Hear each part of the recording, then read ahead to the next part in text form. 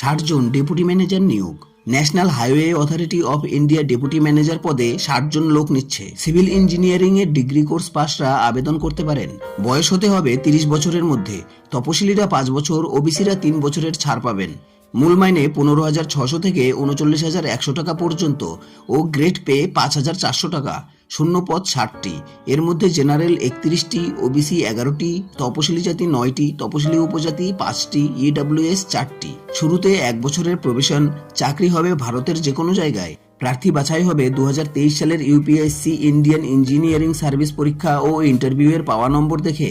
দরখাস্ত করবেন অনলাইনে 15 ফেব্রুয়ারির মধ্যে এই ওয়েবসাইটে www.nhai.gov.in।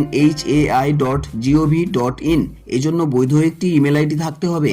এছাড়াও পাসপোর্ট মাপের ফটো, সিগনেচার, শিক্ষাগত যোগ্যতার প্রমাণপত্র আর গেট এর স্কোর কার্ড স্ক্যান করে নেবেন। প্রথমে ওই ওয়েবসাইটে গিয়ে যাবতীয় তথ্য দিয়ে সাবমিট করলেই নাম রেজিস্ট্রেশন হয়ে যাবে। তারপর system generated application form print করে নেবেন।